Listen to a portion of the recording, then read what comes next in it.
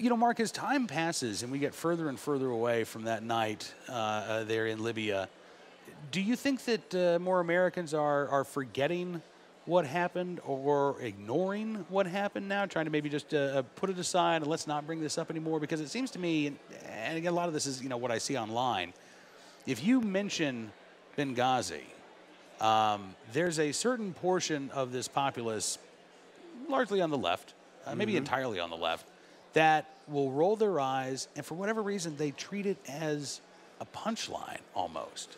Well, and I think they do, and unfortunately, that's because of our media. They turned it into a four-letter word, and it shouldn't be talked about, and they're trying to do the same thing. And this is what really worries me, where we're at right now, is half of this country is willing to accept Benghazi for what it was, or for what they believe it was, and the story they've been fed, or we get to what's going on right now with the dossier and with, the memo, and you've got people within the FBI talking about having secret meetings after the election of our president because they're there to try to take him down as an insurance policy. And they're worried about collusion with Russia. That type of activity goes straight back, if you study history, goes straight back to Stalinism.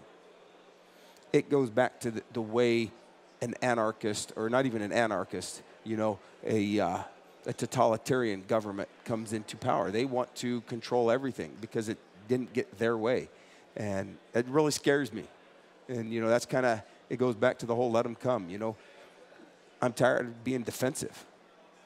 It's offense. You know what? I'm going to take the fight to you, whether it be in the media, whether it be about my faith, whether it be about my beliefs, the Second Amendment. This is who we are. We're America.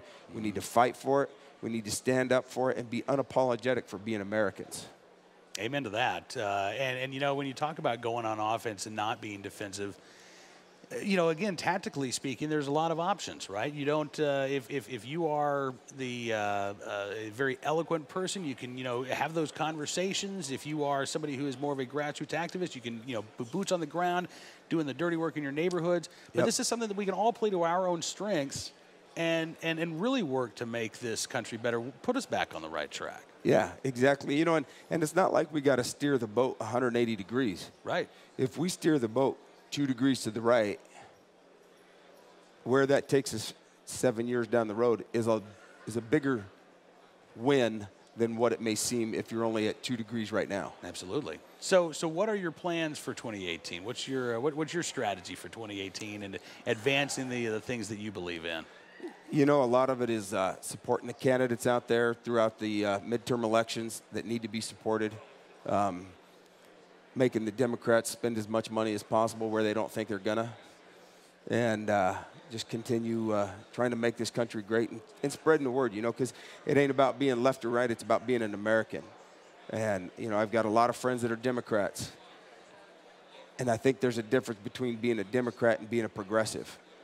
I think you're right. And I think that, some of those, maybe some states, there's not much difference, but, we've seen in places like Washington State right now, there are pro-gun Democrats that are sort of the roadblock between, the passage of gun control bills and the defeat of those bills because the Democrats control the legislature. So you're right. When it comes to our rights, it's, these are bipartisan. These are nonpartisan things. They're a right of all Americans, and they should be important for all Americans to defend.